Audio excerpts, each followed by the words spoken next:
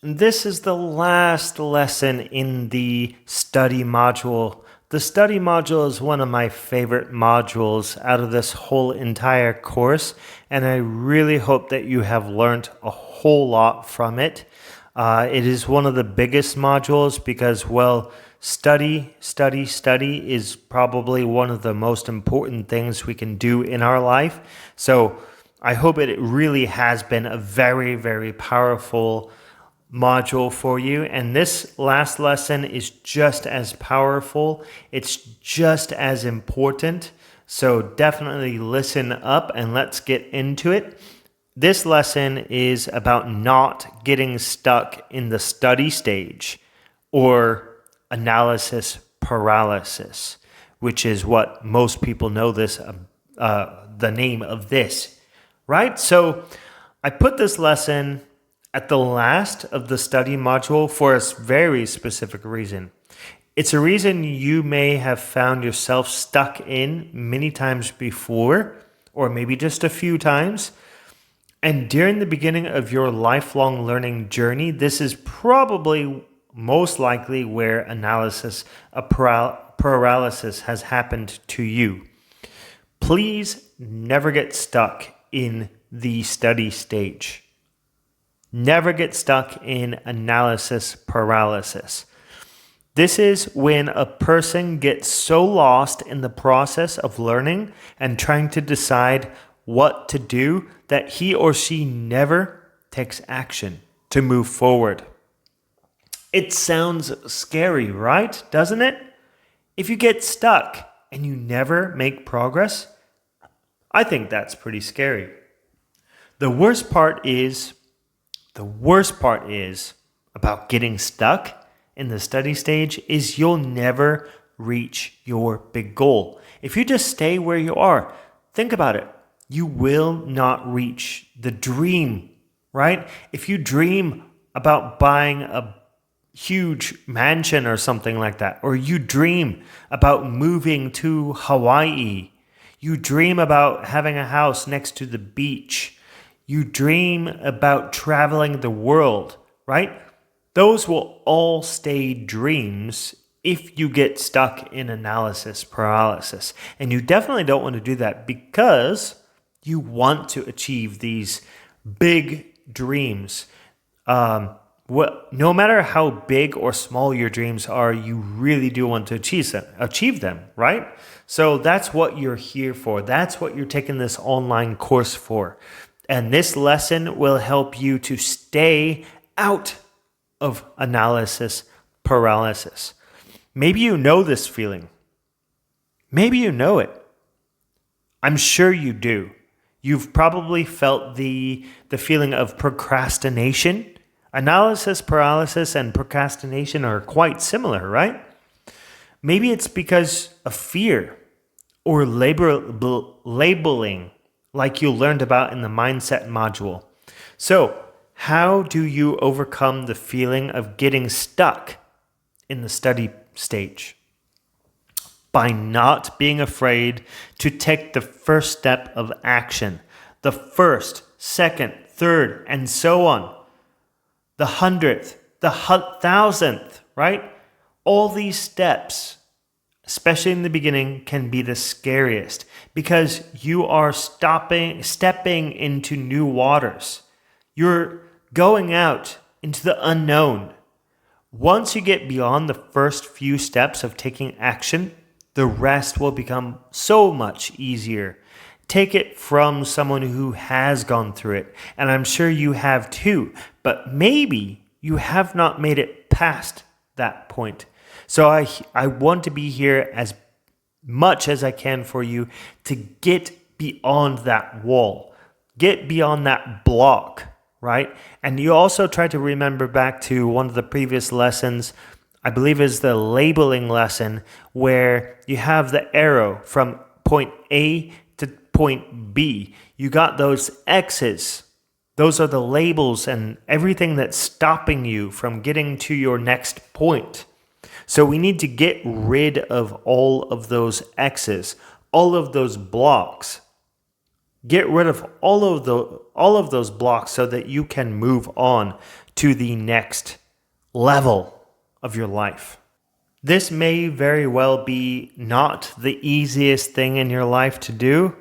Actually, it might be one of the hardest, but at least you'll have taken the hardest step. Action is one of the most important ingredients when it comes to building a better life. But many of you get comfortable in the learning stage because it feels like you're making progress by learning new things. And yes, in a sense, you are growing, but nothing will physically transpire until you actually take action. Therefore, you absolutely need to get yourself unstuck. And you know that feeling of reading, right? Like, I want to just touch a little bit more on the feeling of reading. So when we read a personal development book, they are written in a fashion that will motivate you, that will make you feel good. It accesses your positive emotions, right? So these positive emotions will make you feel good and make you feel like you're making progress. Whereas if you're actually not taking the action, if you're not actually following through with what you're learning in the book, then it's not really getting you anywhere. It just feels good, which is not a problem. I mean, it's great to feel good, but if you don't want to be stuck, you have to do something about the knowledge you gain. So that's definitely what this section is about. And the next section, of course, taking action, is going to be even more important for your progress. Some of the other reasons you may get stuck in the study stage in the beginning stages of your lifelong learning journey is because of your insecurities, imposter syndrome. Although a lot of people experience imposter syndrome after they have become successful or while they're becoming successful. These situations, these feelings cause you to overthink or even underthink in some cases. You might think that because you're inexperienced, when in reality, you really actually are not inexperienced, right? So you might be thinking that. You might be thinking, oh, I'm not good enough, right? In reality, you do have the skills. So never tell yourself you're not good enough or smart enough. Never tell yourself that. You can use it as motivation so that you know you're not dumb, right? You know that you're not slow. You know you are good enough to be able to accomplish what you want to accomplish. Learn more and then take action. Seriously. I'll tell you a story to help you understand why the above reasons are the main reasons why you haven't been able to take actions. These reasons are wrong, and the fact that you have the power to do what you want, when you want, where you want, and how you want to. You have the power to do all of those. Here's the little story. I knew that I wanted to make an online course to help people out with getting more from what they read a few years ago. I just didn't know how to transcribe my knowledge into an easily understandable format. At first, my ideas were quite jumbled, so I thought just producing more content would help. Nope, that didn't really get me anywhere.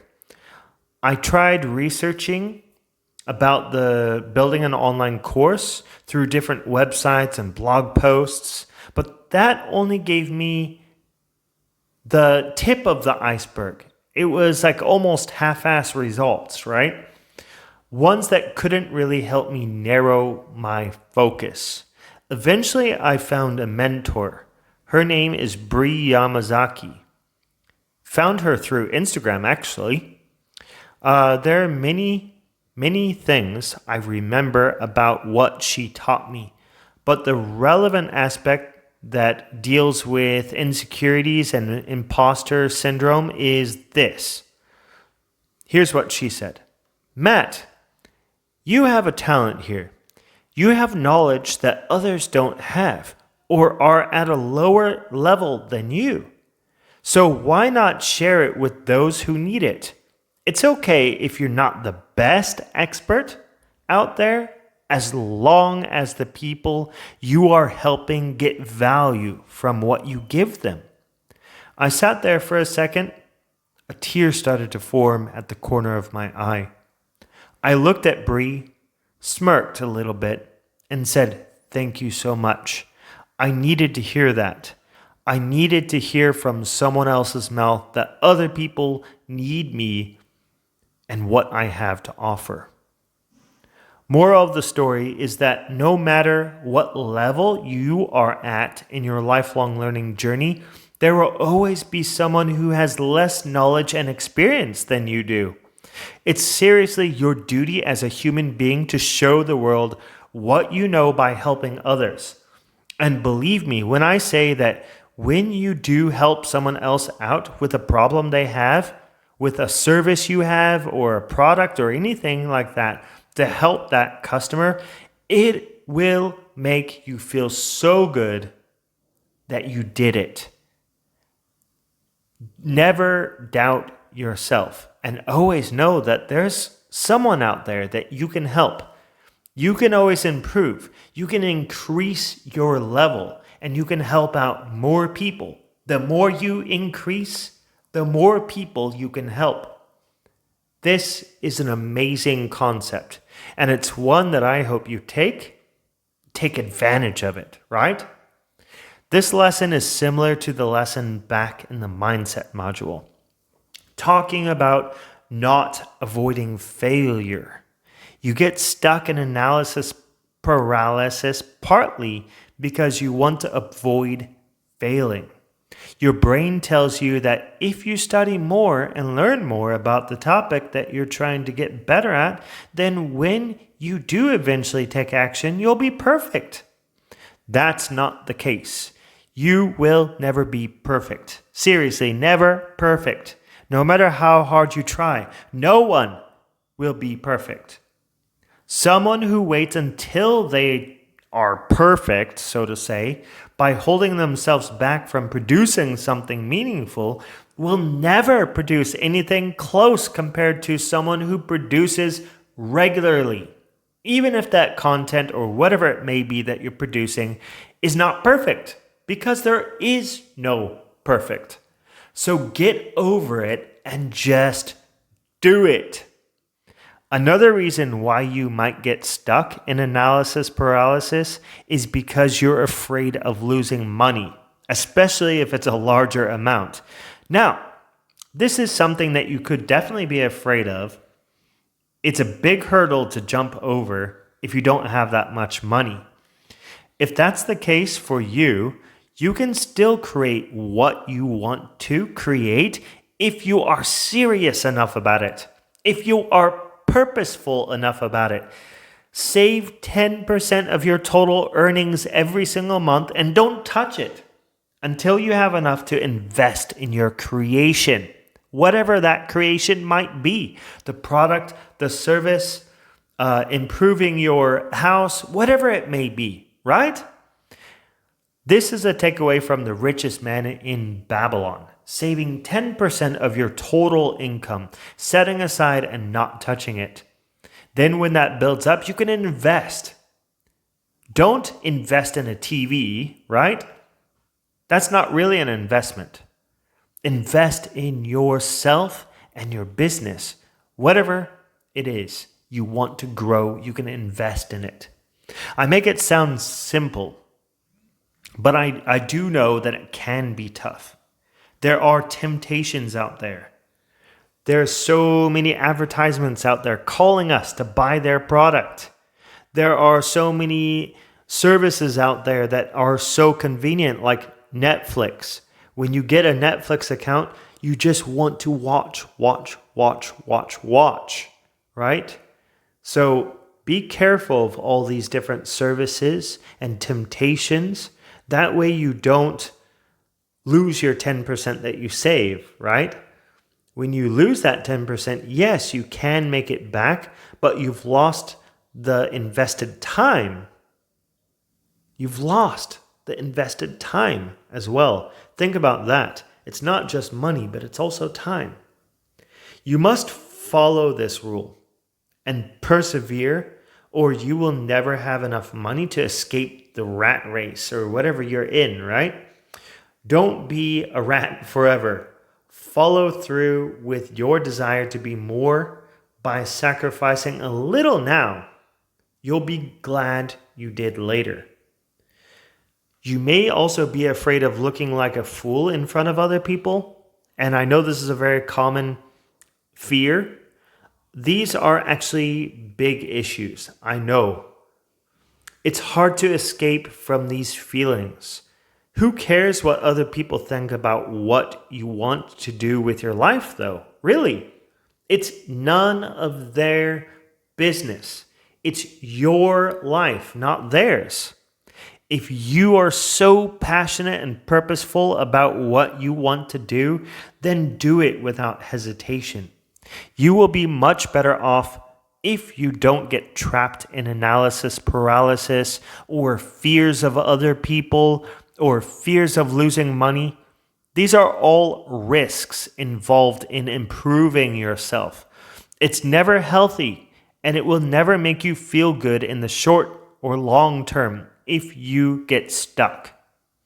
Yes, all of us are continuously learning, which is a great thing.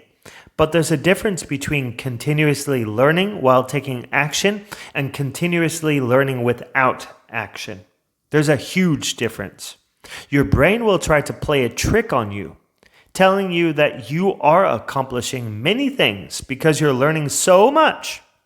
But if learning is not accompanied by taking action, then you are not accomplishing much at all, except for maybe increase in brain power, which is important. It is so important to read and gain knowledge, new knowledge, right?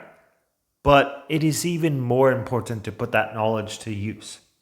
Please just let that knowledge out. Let it out. Let the ideas flow from you. Keep on reading. Keep on putting it in your brain. But it's a cycle, right? That's what we call SPAR. Study, plan, action, repeat.